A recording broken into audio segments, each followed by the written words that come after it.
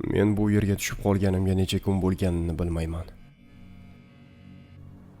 Eslay olgan oxirgi narsam ko'chada yurganim. Onam bilan telefonda gaplashayotgandim.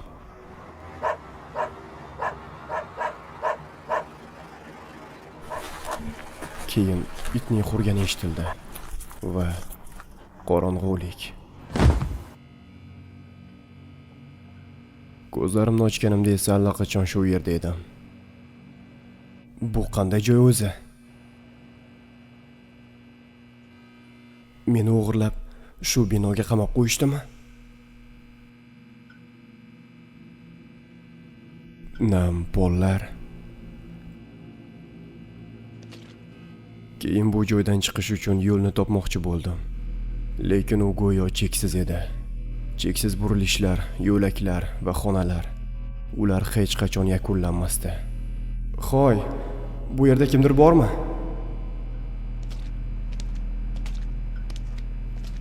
Jin ursin, men qayerdaman o'zi?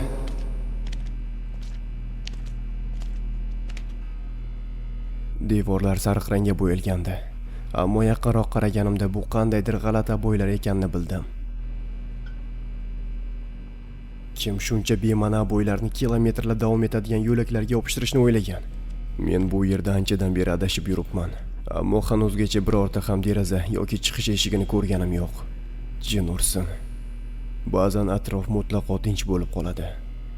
Men bir necha marta uxlab qoldim. Menimcha asta-sekin aqldan ozayotgandekman. Yana bu yerda umuman suv yo'q va men dahshatli darajada chanqayapman.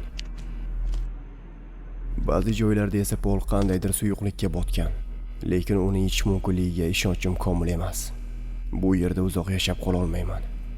Balki men allaqachon o'lgandirman va bu hamma gapiradigan o'sha nargi dunyodir. Bu juda dahshatli, la'natlangan joy va uni boshi ham, oxiri ham yo'q.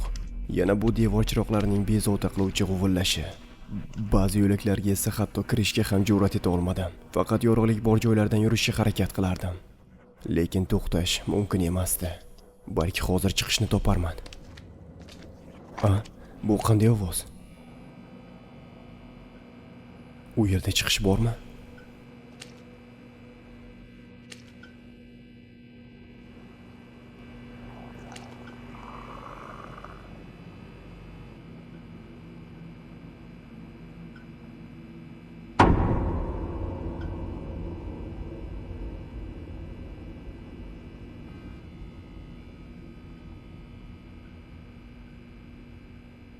Men nimanidir ko'ryapman.